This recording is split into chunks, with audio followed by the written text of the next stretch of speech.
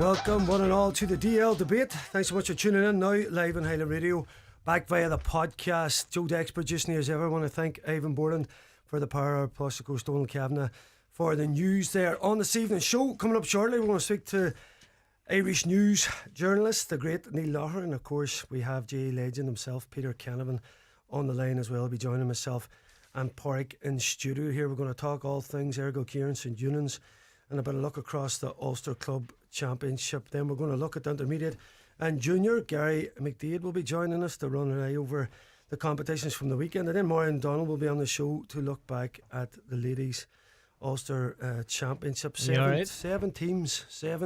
We're down to two. A double blow for the Tyrone boys. The first question before, you try to give me a hug. Are you alright? Well, I'm just out of casualty. The wee lad bat the top of a firework there, so it was a bit of a panic in the Devenney house. At fair play was always given off with casualty. But when you have a baby there, you go straight in. But he's alright. He's good. Yeah. But I suppose after the weekend, Brendan, what a game of football on Saturday night. We actually got a game of football. Listen, I always thought it would be that Ergo like to come and play, and so do we, And listen, we'll tease it out with the boys. I suppose you have to mention the hurlers as well. Bert coming up short in their and game. Buncrana as well. Against Breda, and Buncrana. Listen, Bert, only a couple of points in it. Very little, huge layoff as well. It's like a different season they're going into, it's tough. It's probably better how to prepare for that, but a layoff sometimes, look, if you won it's great. If you could beat, you'd be thinking it's different, but look, listen, it's a big season. That's a young bird team. Listen, they just had to get back and win a championship. Of course, Setanta were dominating, and that puts that level, not levels it out, but I'm sure Setanta will be coming at it again hard next year. And no more than the Donegal football championship, that hurling championship, it's getting more spicier. You've Eunan's, you've got Setanta, you've got Bird, and you've got other teams coming. So it's unfortunate from a Donegal point of view that they're out of the Ulster Championship, with club championship. But again, look forward to next year. Yeah, that's it, folks. Listen, the big game of the weekend, of course, was St Eunan's travelling up to Ergo Kieran. And I'm delighted to be joined by Peter and Neil. Lads, how are you? All good, thanks, Dave. Good lads, thanks a million. Peter, obviously Ergo Kieran, man, your boys are in there representing club and county with distinction. What was I seen you briefly after the match there? You were doing a bit of babysitting. Your initial reaction after it was I think it represented probably Ergo Kieran's season, wasn't it, Peter? It was to-ing and fro-ing right up to the end. Aye, fair enough. You obviously you would have seen a few of our games, and virtually, all of our games have been decided in the closing seconds and the closing minutes, and it was no different on Saturday night. I would say, looking back and having watched the game again, I would have no doubt that St Eunan's will be feeling that they left the game behind them. They were a point up at half time, having played again in the breeze, and with Niall O'Donnell to come into the side, it looked good.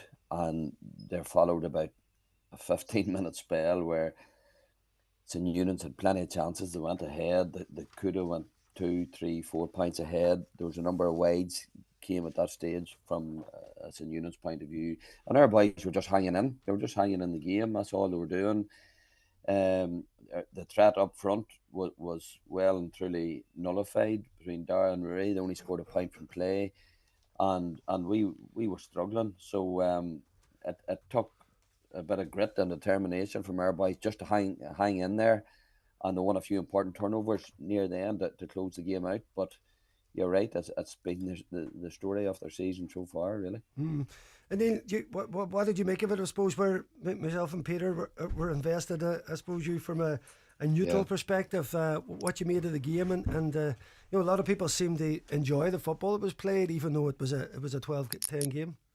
I thought the second half was class, like just opened up, and really, first half was probably what you would have expected. It was a bit more tense first game in Ulster, and neither side really wanting to totally commit. That said, I mean, as Peter touched on there, St Eunan's would have been more than happy getting a point up, because Ergal, I think it's maybe 6 or 7 wides at the half time. They looked a lot more and the penalty, of course, the missed penalty, and those in tight games like this, those moments, do become huge, because that was a 4 point lead, and then all of a sudden, within a couple of minutes, that it's only 1 point, because Shane O'Donnell then kicked into gear, and in the second half, I think you just saw a bit more ambition from both. Maybe you saw a bit of the tiredness as well from Errigal, from their exploits in the previous week. That's something Enda McGinley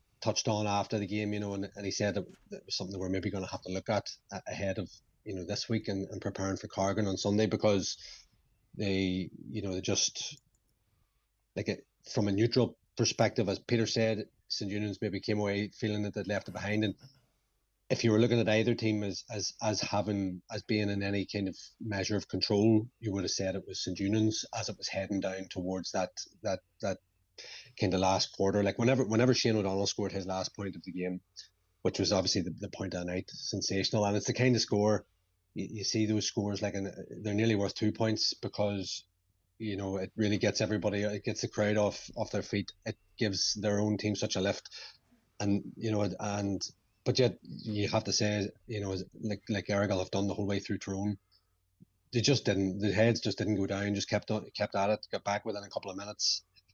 And then when you're talking about composure and clutch moments, like Ben O'Donnell's second point, was sensational, because at that point, like that takes a bit of cojones to take that shot on, and that was really the catalyst, I think, for Errigal coming back and putting St. Eunan's away in the end. Yeah, Peter, I suppose you haven't seen all these comebacks from Errigal. I suppose, as Neil said, first half there, really it should have been Errigal and to the fore. If that penalty had went in, I think it would have given them a big platform in the game, but it was saved, and in the second half, Eunan's just couldn't get that 2 point mark. Did you think, Peter, with it staying with that point back to level and point, did you always think the finish would come? Is it remarkable, I suppose, as Neil was saying there, after the exploits and the how busy they've been this last week, and that they came so good late on as well? You'd have thought that'd be more Eunan's time to expose a wee bit of tired legs. Yeah, definitely. And if they had went 2 or 3 points ahead, it could have been a different finish. But the fact that there was always a point in it, absolutely, I always felt Errigal were capable of finishing strong, but there was a tiredness to their game. The Trillick game, there was much more bite about them. They were sharper in the tackle, and that wasn't evident. That wasn't evident on Saturday night. And apart from that opening 20-minute spell where they played some very good football, I thought, and created some really good chances, they just didn't put them over the bar. So now a point down at half time for the football that they had played, some good football in the first half.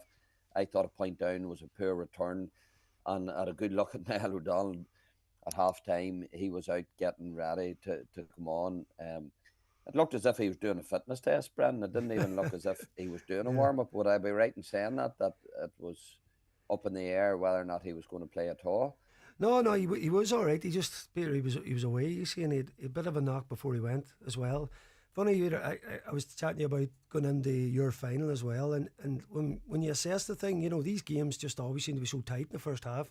So really there's going to be level or a point either way. It may happen to be a point up, which maybe was a bit lucky. So it looked prime then for him to come in, because he was away travelling and that. And at that point, I thought it was good. I felt his positioning, for whatever reason, he ended up a bit deep. I was just chatting to Gary and Pauric there.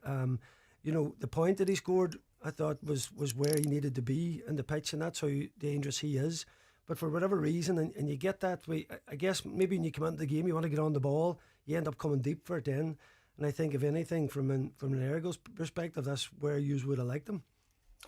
Absolutely. He did handle a lot of ball, which was worrying in itself, but a lot of it was outside the 45, and Eddie McCurry, didn't dive in. He was happy to let him have it in solo and jink without really hurting us. But you're right, he would have been a bigger threat probably inside. But likewise, Darren Mulgrew was very quick to close the centre down from St. Eunan's point of view and to prevent quality ball going in. Well, Niall Kelly was doing the same for us and making it very hard to get good ball inside. So maybe he felt just to get on the ball, he needed to drift out a bit. Yeah.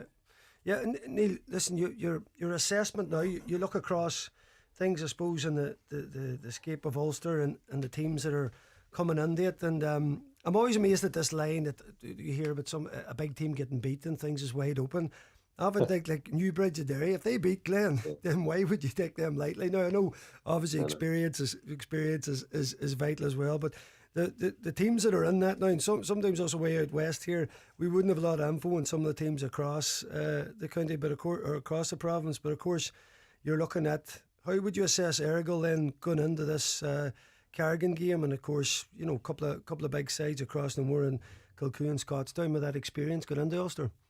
Aye, well, I mean, on the Errigal side of the draw, like, it's a huge game on Sunday. I really think, I think Cargan are really ready for it, and you know they've shown in Ulster the last couple of years, and you know those games against Glen, and you can just see them closing the gap, and you do see that with teams as they progress in Ulster. Like, I mean, we would have seen in down with Kilcoo, like Kilcoo were in Ulster, competing in Ulster for 5 or 6 years before they really started to make a dent on things and actually become a bit of a force there. So it doesn't happen overnight. Like, I know people look at Cargan and their 8 Antrim titles or whatever in the last decade, and you know think, well, I should have never, they haven't done anything. But like, those things do take time, and I've you know, Errigal coming in off the bat, like this is going to be the third big game in 16 days. It's a huge ask, like really is a huge ask. So I think that's going to be a real interesting game. You know, to be honest, there's a few unknowns in there. As you said, Newbridge are an unknown. Clan Erin I saw in Armagh a few times and was very impressed with them, very impressed with their power, their directness. You know, the Tyrone Kelly and Barry McCambridge and Conor Turbot, and you know, there's so many other players there as well who just are driving them on. I still have a slight feeling, Brenton, for Kilcoo, because they're going to be on. I would predict that we'll be looking at a Kilcoo Scottstown semi-final, you know, and last year Scottstown edged Kilcoo. Like Kilcoo were 5 points up, I think, with maybe 5 or 6 minutes to go. Like normally, if Kilcoo are 5 points up on you, that, you know, it's lights out. There's no chance. So like that'll have stung them. What happened last year? Roy Began scored an absolute wonder score at the very end to win that game. I just have a notion that they, you know, especially maybe with Glen gone, that they'll really relish this. But they're missing a couple of key men too. Like Ryan Johnson's out, Dylan Ward has never come back from Australia. So it's as open in Ulster, I think, as we've seen in a long time. To be quite honest with you, there's 4 or 5 teams I think, you know, would conceivably, you know, would not be surprised to see them finish up winning it. Yeah. And Peter, what's the mindset of the club now in Ulster? Because I think the whole Ulster's fascinated by Tyrone Championship in particular, and you know, all the games are on TV and it's only knockout one, and everybody's engaged with it. You know, everybody I talk to is talking about the Tyrone Championship, how hard it is to win. So does that, in terms of playing week on week in those big games you're saying and now getting ready, can it be a drawback then coming into Ulster? Obviously, you know, as Neil was saying there, look at the long it took Kilcoo to make the mark. So you have experience in it, recent experience, but the championship, the Tyrone Championship, could you say? No, I know the lads won't count that, but is it a bit of a negative how quick and fast the games were in terms of now going into Ulster? Well, there's a couple of things. For starters, like, it has been, to back up Neil's point about needing to play in Ulster club for a few years before you get up to the speed of it. Like, it's over 20 years since a Tyrone team has won back to back. We've had so many winners. And then our own system maybe doesn't help us, whereby, you know, you have 15 league games and the league's taken very serious and Tyrone. So come this time of the year, a lot of the teams in our league is still going on, by the way, as well. It doesn't do anything for the team that comes out of Tyrone. The games week on, you know, I don't mind it when I was playing, and we had plenty of Ulster club campaigns where literally we did play every week. When you're fit and not carrying any injuries is brilliant, but if you have a dead leg or recovering from an injury, it gives you no time at all to prepare for it. So and yet the celebrations and all the rest after winning a county title. But look, that's gone now. You didn't celebrate enough, I think, Peter. There was fair bit done, Brent. There was fair. So You're away for 2 weeks. What are you on about? we've no excuses. We've no excuses for the Carrigan game. That's for sure, and we'll not be using it as an excuse if Carrigan turn us over. But I think Neil's assessment is fair enough. Most people would be predicting Kilcoo v Scottstown in one semi-final, and nobody has a clue who's going to be in the other half of the draw. Yeah.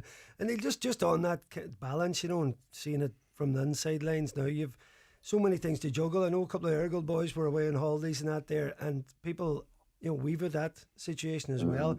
But what, particularly with county players that you have, when do they get time? What do you do? And you can't restrict people from going out and having a bit of cut down. Obviously they've got partners in that need a break. And with the county getting so serious now around training, we've had a couple of situations no more than Big Langan coming back for the semi-final and so because he couldn't miss anything with Donegal, so you've got this kind of scenario where you're like, you hear the news and I'm away or this lad's away, and they're obviously pivotal players. And for me, looking at it, coaching the team, to get the best in a training session, you need your full team there. You need everybody out, and particularly if you're talking some of them key men that are integral to your lines and you're playing. If you're playing any kind of backs and forwards or tactical game, you need your starting men in there, if you like, So it's very difficult to marry them things now, and I don't see that getting any easier. I was talking to Greg earlier.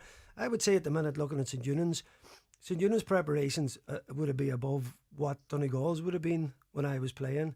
And I think if you have a decent club team, every county season now seems to be going a certain level.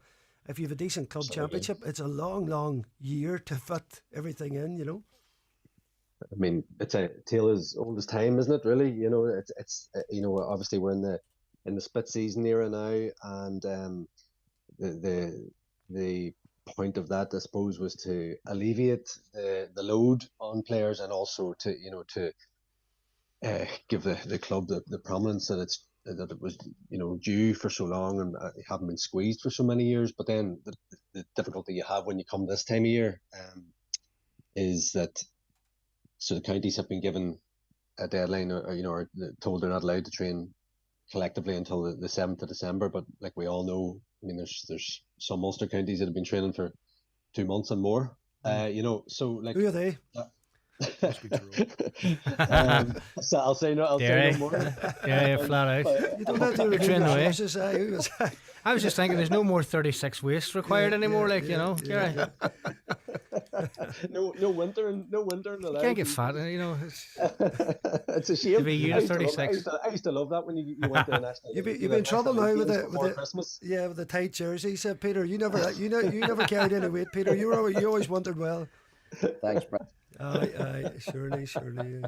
But Peter, just on that end of McGinley, his impact in the club, good friend of mine. Funny, we were texting away after you won it and that, because I was joking with you, and thanks very much up in Canavan's, of course, there, up in Garvaghey, looking after us. Good place to stop for the grub coming through for all the Donegal folks coming up and down the road there. But does it mean chicken curry? Last week, you didn't come up this last week, Brent. We did. Is that all he's given? Chicken curry? We're afraid of getting poisoned. I tell you what, them boys. That's what got us through a couple of cold nights in Garvaghey. I wouldn't give them Eunice boys chicken curry. Canavan's curry. We even had beef stroganoff one night in the menu, and I told the boys that's all they were getting, and there was a row about it. That's how much Canavan's curry was high up the agenda. But Peter, and as I say, it was strange because we were about to play each other, and we were being quite honest, texting about how you're going and how things are. And listen, I have so much respect for him, but to have someone like him stepping in this year, Peter, huge, obviously legend at the club, respected, but obviously he's done his coaching as well. So he's a man that could take many county jobs. So a massive part of the success. Yeah, well, he has been with Antrim, and he has been with a few other clubs, but most importantly, he would have managed this group of boys Dara's year actually to a county title a few years back. So he's worked with a lot of these lads already, and apart from what he's done on the pitch, as you say, thoroughly respected by everybody in the club here. So he's done it on the pitch, but he's also doing it off it. And just very similar. You know him very well. When he was a player, he was very thorough. He was very well organised, and what you seen is what you got around it. He gave it everything on the field of play, and he's no different after it. He has assembled a good team around him. Again, a lot of those men that was with him, with the club minor team, are still there now. He has kept a number of men that Mark and Adrian would have had in the management team in the previous few years. He kept a few of them on too. So it's it's a lot of homegrown men in there doing their best for the club. And again, there's nothing magical about it. They just work very hard and training, and he expects very high standards from his players, and so far they have certainly delivered. Yeah, they have indeed. It's been a great season so far. Peter, I'm not going to ask you for an Ulster winner. I know it's a difficult one, Neil. I'm going to ask you to pick one. I think I know who you're going to go for. You're going to go with the old dependable, are you? Well, I think I am. I think I'll go with Kilcoo. But like as I said, I really genuinely there's probably 5 names there like that I just would not. I think you could stick a pin in it nearly. But I just think Kilcoo have the smarts and the know-how, and also the hunger after last year. Yeah, listen, top class. Lads, thanks so much for joining us this evening. Peter, I'll be up for the old smashed avocado and eggs there someday. And some morning menu, Caravans. Hey, listen, top class. Was the big shock, Peter, that was St Eunan's and not Letterkenny Gales turned up to play there the last time? I wasn't going to mention that. I was waiting on that. I wasn't going to mention that. I would like to take the credit and say that was done on purpose to wind the but I can assure you, it's a few other clubs in Donegal thought that was the case. It certainly wasn't. Peter, you didn't know that Gary was again. My apologies, Brendan. That's all. Listen, these things happen. Took the Glenswilly man to should spot. Should have sent Gales up, maybe. Took the Glenswilly man to spot. He's always stern. Listen, lads, thanks very much. That was the voice of Gary McDaid. You're going to hear him now after this break. We're going to talk more ball. Peter Canavan, Neil Loughran. Thanks again. Thanks, lads. Cheers, folks. The DL Debate with Sister Sara's Letterkenny, serving food you'll love till 9 p.m. daily in Sara's Kitchen. And there's free admission entertainment every weekend. Donegal County Council are proud to present the Europe Direct Soapbox Public Speaking Competition taking place in Central Library, Letterkenny on Thursday 7th of November at 6:30 p.m. The topic for this year's Soapbox is AI is not a threat to humanity. Contestants will have 3 minutes to argue for or against the motion. There will be a 16 and under and 17 and over category. The winners in each category will receive a fantastic prize on the night and will go forward to the national final in Dublin at the end of November. If you would like to take part in Soapbox 2024, please email eudirect@donegallibrary.ie for an application form. Donegal County Council, serving the people of Donegal. What's gravity? When does the grass grow greener? Can people with longer legs jump higher? How are plastic cups made? How filthy are our parents? Which ingredients make the best slime? Why do we dream? Are you faster than a calculator? Could a robot be powered by fruit or vegetables? Kids are full of curious questions. ESB Science Blast, delivered by the RDS, empowers children to investigate the science behind simple questions just like these ones. Find out how your school can get involved at esbscienceblast.com. Coming in from the cold or sharing good times with loved ones, Zip is always at the start of a good time. Long burning and powerful, Ireland's #1 high-performance all-purpose firelighters are perfect for those moments that warm your heart as well as your home. Made in Ireland. Give your fire some Zip this winter. Is the appearance of your staff important to your business? It's the first point of contact for customers when entering your premises. At C&M Embroidery in Letterkenny, they have a huge range of clothing covering all areas of the workplace. It's widely known that customers warm to and trust employees that present themselves well. Have your company name embroidered or printed on all your work uniforms. Contact C&M Embroidery on 07491 28097 and get your staff looking their best. The DL Debate with Sister Sara's Letterkenny, serving food you'll love till 9 p.m. daily in Sara's Kitchen. And there's free admission entertainment every weekend. Yes, folks, welcome back again. We're going to continue with the football talk. Say Gary McDaid's in studio with myself and Pauric here. Gary, you were up in Healy Park watching a couple of games, obviously the Tyrone game and the Union's game, but you know, we're still, before we get off the Union's subject, your assessment of it. Yeah, listen, probably, I'm sure yourself and the boys are sick. Like, it was usually a better team in the second half. You know, far better team. You know, I was for sure that you had it, and as I was saying to you outside the studio there, you sort of one up in the 61st minute, so you were, and then it was nearly reversal of the county final. You set the 3 in injury time, went down low, pegged it on use, and reverse this time. Errigal hit the 3 in injury time after that. You know, first half was probably a lot of turnovers in both teams. It was tidied up definitely in the second half. I think a big thing in the second half as well, Niall Kelly was kind of dropping back on Sean Patton's kickouts in the first half. Dara McGrew was kind of dropping back on Errigal's kickouts first half. Both of them pushed up and made it much, and made the game even better in the second half. So it did. Both of them actually pushed up as well and made it more entertaining. I thought Sean Patton's kicking was really good at the weekend. Errigal pressed and tried hard, probably a lot harder than used to have been pressed throughout the whole Donegal Championship. But Sean did really well, so he didn't give. That's why he is the best at what he does. Some of his kicks were and I thought his penalty save, you know, down low, his left hand, you know, it was sublime. So it was. I thought Aaron Deeney, the job that he did in Derek Canavan, I thought was fantastic. You know, probably for you, from your point of view as a management team, you know, you probably thought, you know, I'm just trying to think what you should be thinking. You're probably thinking, right, we tie down Derek Canavan, try down Rory Canavan, we'll not be far away here, boys. We put the shackles on Peter Hart as well, which Tobin did really well. Now, but Danny, like, he tied Derek Canavan up. I know Derek's coming back. People might say he's coming back from a shoulder injury. Maybe kind of looked once or twice, went down to scoop up the ball and didn't get it. I was wondering, was it the shoulder was keeping him back? Morrison, unreal, and Rory. So he was like, there's two good man markers in club football in Donegal at the minute. Like, I thought the first half, the two Canavans looked really lively, so they did, and their skill level looked really well. They were anonymous the second half. So the two boys just really got on top of them. Shane O'Donnell, I remember Peter was managing Cookstown, so he was, where he teaches, against our boys in the McLaren final when Shane was in 6th year.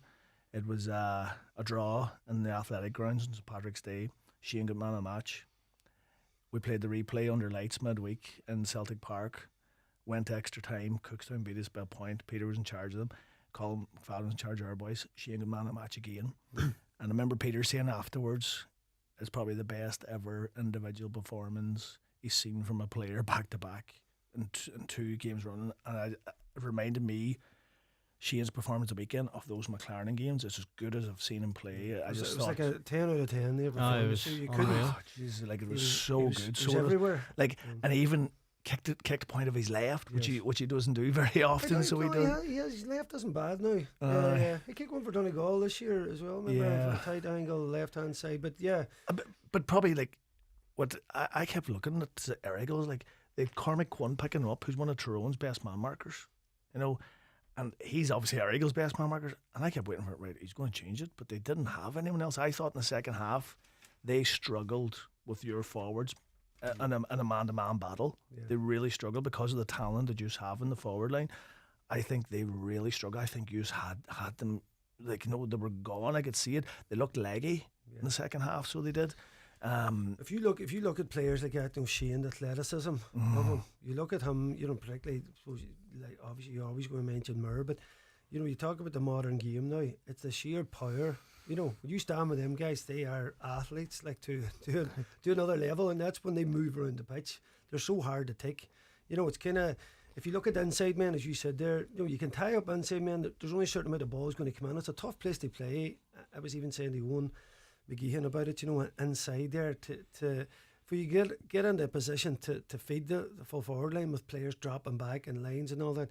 It's more for us anyway. It's hard running. It's punching holes. I mean, you fellas, like in Shane's form, like it's tough for him not to come out on the right side, like, because he was absolutely head and shoulders. Best individual performance I've seen in a long time. You know, just the balance that Shane, you know, he's the athleticism is one aspect, but by God, he can play football. You know, and we're lucky to have him in Donegal, because what he brought on Saturday night was just evident of what he can deliver. Yeah, big season ahead, the rules and all that. We're going to be excited about that. Tell me, Gary, the game before it, very, very strange match. Tyrone, Derry Loughran. Tyrone and they were rank outsiders, but they didn't live up to that in the first 10 minutes. It was unbelievable start. Yeah, they were 1-4, 4-1, and Derry Loughran were 1-4 before the game, and 1-4 to no score, 10 minutes on the clock, and I think Oisin thought they were nearly home and home, so they were at the time. It was me and him, and Brendan was up in the press box, and it did look as if, like, geez, they're far too good for these boys. Like, how did these boys win the Tyrone Championship? And then all of a sudden, Derry Loughran steadied themselves, got a point, and I was talking there about the job that the two Deany and Morrison did. The two O'Hagans probably tied up Termon's two sharpshooters. Like Dara McDaid, the two O'Hagan brothers at the back, Colm and Kieran, they tied up Enda McCormick and Dara McDaid, who had 7, 15 and 25 points between them. Huge. To tie the two of them up, Tyrone then were probably going to struggle to get enough to score. And they went, I was counting up, I think they went 45 minutes without a score between the 11th minute and someone like the 57th minute. They only got 2 points in that period there. So they did, there was huge area where they didn't get enough scores, and that came back to haunt them really late in the game, because struggled with your man Thomas Kearney inside. I thought he was excellent. He looked a handful, that lad. And did they need to double up on him? And they had, I was writing in my notes at the time. Cormac Brady was Ricky was on him. And Ricky, well matched athletically and strength wise to him, but could have been doing with a bit of help. Like Cormac Brady was probably free. He was kind of playing as a sweeper, and could have maybe have been giving him a wee bit more help to tie up Kearney, because he was the man that was causing the damage, and they just looked to kick at him the whole time. But Tyrone probably had the youth and the legs in them. Their centre half forward, Fergal McAlliskey and Danny Ball at 12, and I think it was Kieran Quinn. No, Sean Robinson at wing back at 7. Like, the three of them were 35, 36, 37. So they were, and your man Kearney's even 29, 30. So they are. So like Tyrone definitely had the legs and the energy in them, and probably, but like Union's will be a bit sick. They'll see it as an opportunity lost. Yeah. And what was the feeling there, Pauric? Well, suppose you're gonna have half time 7 points apiece, 1-4-7, and suppose you get that start, and we had a chance. The first 2 points in the second half. Yeah. First 2 points, John James got after 30 seconds, the third minute, and then Jack got another one. So coming out, you got the response. You thought, right, you could see it was. I suppose when we were looking on, you could see, as guys pointed out, there was lads there that you thought we have the legs in these, but it just didn't materialise. Suppose using that little bit of craft that Derry Loughran had, and long ball and looking for Kearney worked, and that was something. But suppose we had a few chances in the second half. We give away the ball maybe at key times, Brendan, but that's Ulster club football for you. And as the game grew, so did Derry Loughran. They grew with confidence, and but again, it just comes down to those key moments. It was a tough game for your two sharpshooters. In terms of the scoring that they had done for your season. Was it I suppose in Ulster, you're going to be watched. They're going to be the levels go up. You're going to have good man markers, teams sitting in trying to negate your strengths. And that was when you felt the runners from deep coming would really affect that scoring aspect, But look, Jamie tagged on 2 points, just if we got another 1 or 2 out of him, and maybe you just have to be prepared for that, because if you're a management team sitting down looking where you're going to nullify a team, obviously it's going to be that inside threat, and I suppose you have to set up, but other players have to step up as well, to come out of that one if you are. And look, the lads will learn from it. Division 1 next year. Division 1 next one, back at senior. Yeah. So it'll be good. Division 1 will be great preparation for the championship then. Fantastic. And look, and the thing about it is the lads had their goals this year, and that's what they wanted to get out of Division 2 and out of the intermediate championship and into the senior, and they've done that, but they'll be disappointed, as Gary. I mean, we were talking about, there were 7 of those players that played in the minor final a number of years ago in Ulster, and making that transition over, we felt you know, they had good experience, Brendan, you know, and carrying it in and getting the start. Start's always the important thing. But it's just, as Gary's indicated, is that period when you don't score, you know. Yeah, I hear you. Tough place to be, lads. I think a big plus, Brendan, for the weekend is you kind of touched on a wee bit to Peter earlier. We should have given him a touch maybe when he was in line. We hear so much about the Tyrone Championship. It's so good and so great. And I actually left Healy Park thinking on Saturday night, I says, our championship's better than that if that's the best team they have. I don't think it's necessarily now the team. It's more the play. You know what I mean? It's more. But it's nearly this myth that's built up about it. But I think it's more the actual excitement of it rather than it's the knockout. No, I do get it, because that's why you never have back-to-back winners, because and it's something I do like about it. It's not, you're going to a game you have to win, or you're gone, and that's, you know, so there's that excitement part of it. I think we have nothing to fear in Donegal. Any of our clubs have nothing to fear, because Tyrone and Union's could have both won those games, and it wasn't as if, you know, they were well beat or anything like that. Both of them could have won the game. So, like, our championship, you know, is up there with the best of them. Yeah, let's hope it continues. One group of men that are flying the flag, Niamh Padraig Ishkakeen, the men from Muff, marching on, beating Congulls 12. Johnny Toy once again, 12-8. Listen, they have had some season. You on about the league there, playing Division 2. Obviously, it's been a huge we seen them bonus to them guys. In the junior final, they were fantastic. And then by all accounts, like, they were 8-3 up at half time. You know, there was only really going to be one winner, I think, in that Ulster game against Congulls, St Congulls. And look, good performance by the Niamh Padraig Ishkakeen men once again. And as I say, they're going to be a handful, you know, in this Ulster, and really looking forward to see what they do next. That's Antrim champions. I never heard of these guys. Never heard of them either. This team College Land, they're playing next. Armagh. I had to look it up on Google Maps to see what it was. It's just south of the Moyne, Tyrone. Well, I'm sure they wouldn't have heard too much about Niamh Padraig either, but they're making their mark. And I tell you what, we were saying at that time, like, there's definitely no reason for these guys to fear anything. The way they're set up and how their conditioning. You know, they were top class. They looked like a proper senior team, and I'm not taking anything away from the level they're playing at, but I'm just saying they had that look about them, their shape and how they played and how they were tuned in and playing to their strengths, of course, in terms of they didn't need any goals in this game. Now they've been good at getting goals, but listen, we're going to wish them all the best in that semi. I wouldn't mind seeing that game. Yeah, definitely. You know, and Pauric touched on Johnny Toy seems to be having the season of his career. So he has, you know, I worked with him for a wee while in the under-20s. He's just a real good personality and just a good character. He's a real leader, you can just imagine, within that change room. And I remember Michael Murphy managed the ATU, actually played in goals for Michael Murphy. So he's actually one of those lads who'll just play wherever he's needed and contribute massively in the scoreboard. And just probably a wee worry for them. They'll be lucky. They're glad. I'm sure they've 2 weeks. Keelan McColgan, their star man, went off injured at the weekend, and the fella, Brent, you're always praising all year, Big Lynch, never started either and never came on, I don't think so. I don't see his injury as well. He had an injury, that's right. That's their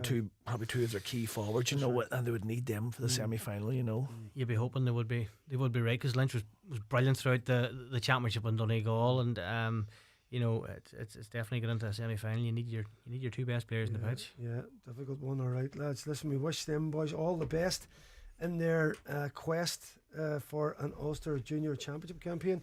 Folks, we're going to take a break, and after the break, we're going to speak with Maureen O'Donnell, and we're going to talk some Ladies Football Championship.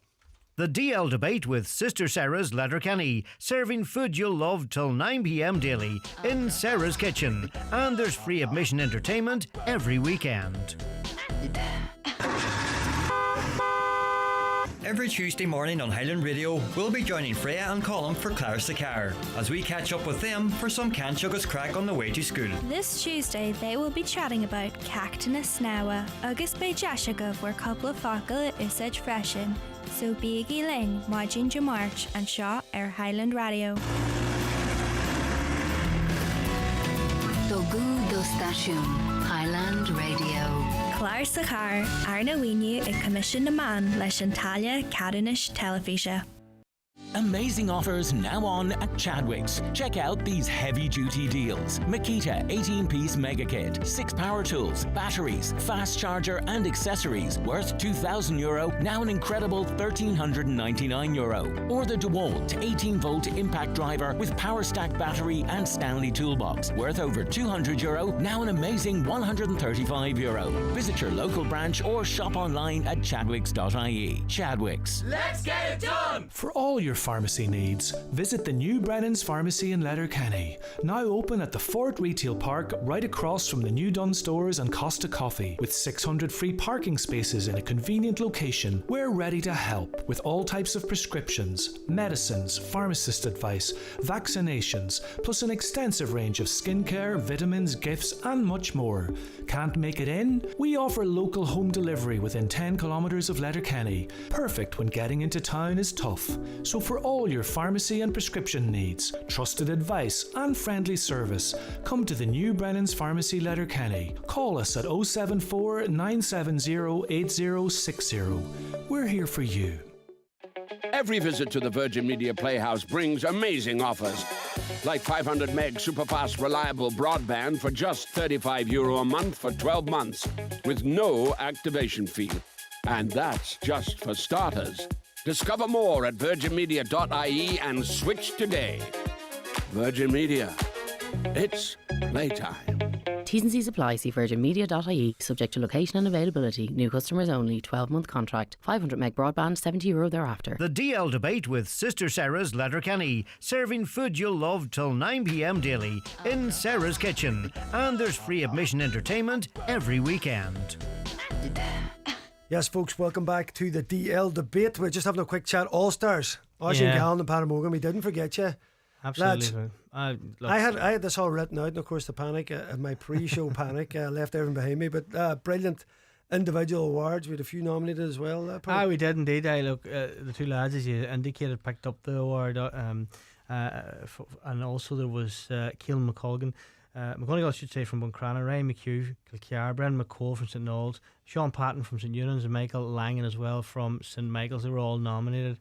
Brendan Knight for Donegal, and I suppose for Patter and also for Oisin to pick up the award, playing inside in the full forward line. Look, Oisin was unbelievable this year as well. Yeah. And Patter was outstanding. Like some of the stuff that he was up to throughout the campaigns, phenomenal. Yeah, phenomenal as well. Two top lads as well. Hey, I'm delighted for the two of them. Hey, and it's great for Donegal. It was a great season, all in. Maureen, are you listening? Maureen, that looks cosy there. If anybody's on the camera there, what a backdrop. I love it, hey. That looks cozy. Makes me feel. That's Terman for you. That's Terman there. You got the pizza. The pizza on. We don't do things by half down here. Fair play. Mo, the good news, the bad news. Will we start with the bad news first, and then we'll get to the good news? Maybe your own crew, Terman, got into this with high hopes of another assault in Ulster, but the scoreline, I think, for any of us looking in when the news came through, we were, I suppose, amazed. Whatever about the conceding 2-14, but the 5 points scored. What happened? Yeah, it's funny when you're listening in the game and you hear a score and you hear there's 15 points between the sides. You think, oh my God, such a tanking, and like it really, that's how it reads to the listeners.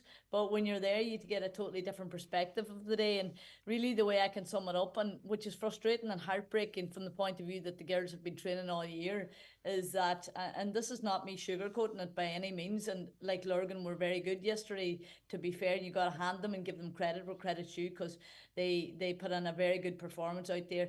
It simply was that Terman didn't show up, and I guess you could say that has happened now for a second year in a row. And I talked to a number of the girls after the game and just heartbroken, and I think just frustrated that they didn't turn up in the day and things just didn't go right. They didn't get the rub of the green, and then you have the fact that Loughran never really gave them a chance to play. I suppose they went defensive against them as well, so made it difficult for them to get scores inside, and maybe didn't have a plan B in that coming out around the day to score, Brendan. So 15 points is a massive score, and you haven't heard the Terminity's been beaten by 15 points in a long time.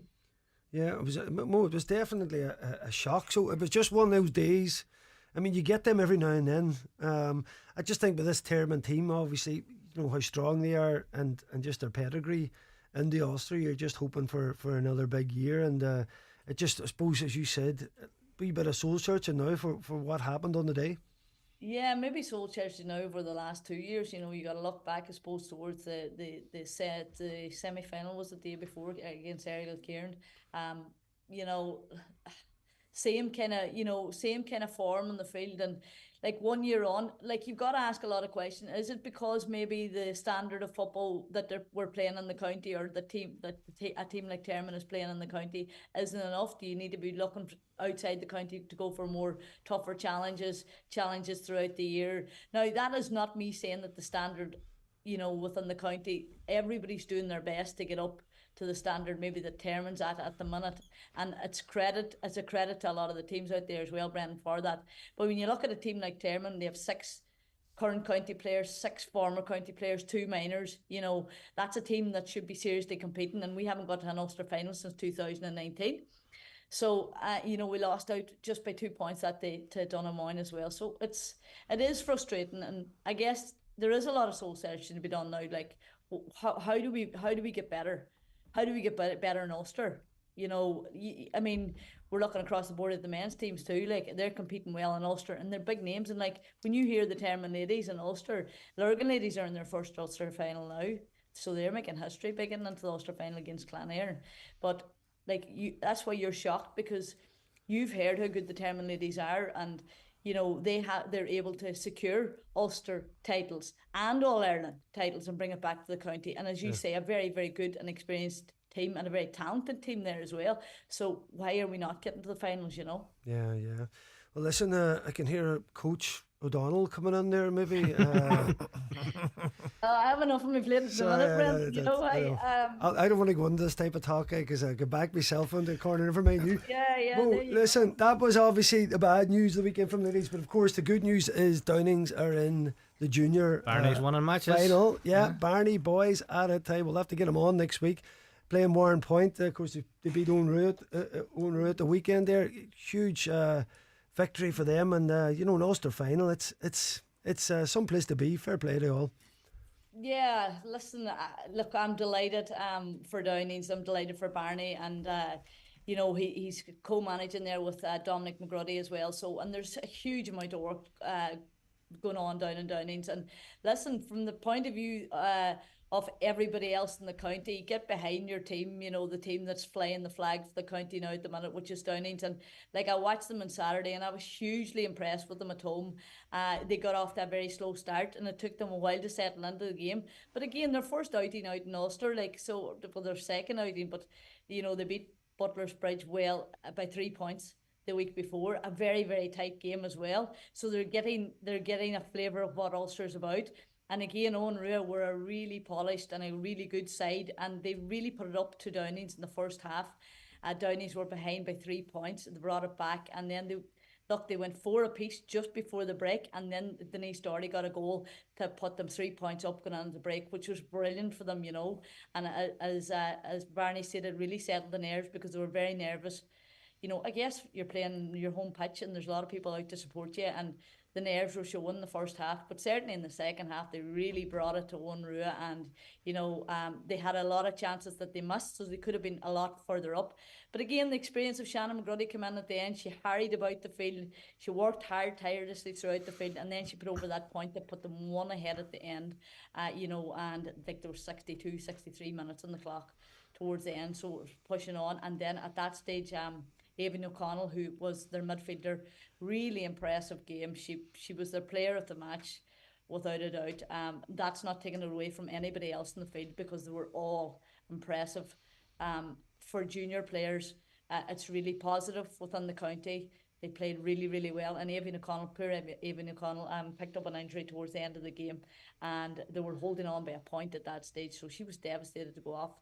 But they held on for a point, and it was fantastic to see, and I'm delighted for them, and I really wish them the best now against Warren Point. I really do think that they have a big chance now, Brendan, as well. Yeah, brilliant. Mo, and listen, we wish them the best. Of course, Dunloe were there last year. Tony Boyle still aggrieved about that. I know it was a game that they could have won. So listen, we're back in the Downings, ladies, and and the lads there, McGurdy and of course Barney and all. Listen, we wish you all the best in 2 weeks' time. They're out on the 16th, Brendan. 2 weeks, Saturday the 16th. Saturday so 16th. Get out and support them. The same as Niamh Patrick. The Muff Men, we get behind them as well. Listen, Mo, thanks very much as ever for rounding up there. And that fire needs another couple of peats. Get a bit of coal there. Get it sorted. Hey, stay cozy. Listen, Mo, thanks a mil. I'll be speaking to you later. Thanks, we'll get a chat after this Downlands game. Thank you. Yeah, we'll chat soon. Okay. Take care. Bye, take Brendan. care. Yeah, that was Maureen O'Donnell there. Well Always done to good the to talk Downings to them. ladies. Big victory for them. Hey, huge boys, huge. The All-Stars guy, did you think anybody maybe could have from Donegal could have got in there? Yeah, well, probably, we're talking there a wee bit. I thought Keelan McGonigal probably had his best ever year. He's a real, he's a real tank in the centre. yeah. I mean, going back Man to six there, yeah. he was brilliant because we were struggling to get a 6 for years. Yeah. Suddenly he just went on and he was like at home. And a huge loss to Buncrana then in the championship, so he was, it would have been a colossal for them as well. He was teaching with us when they got the call going home now. He's back in Skullwara and Buncrana now, so big loss to us up Somebody in college. finds a position for boys like that, right? You can just remember the runs that he was doing from deep, carrying possession, he's two tackles. He's such an individual player on the run because he can take tackles while he's soloing and kick the ball over the bar. He can go on a run and he just seems to hold the man off and he goes and he's away. He's just off the field, he's a gentle giant. Just such a good lad, so he is, Yes. Listen, all you school teachers are gentle anyway. I mean, from my day when we used to get battered around the college is this quite tranquil place now, I'll tell you. Very different from my time, I'll tell you. We'll not go on that one. We're out of time here nearly, boys. Mr. McDaid would be good crack, I would say. Mr. McDaid, you have a game coming up. Yeah, the under 14.5 boys are in the Ulster quarter final, Brendan, Thursday at 12:30. So they're playing against Downpatrick, so we wish them all the best for that. Yeah. Best of luck. And I suppose an hour week in Derry still have no manager, so that's good. Yeah, somebody would have to get a dig before You're this. getting a phone call, Charlie. You two boys aren't up to much.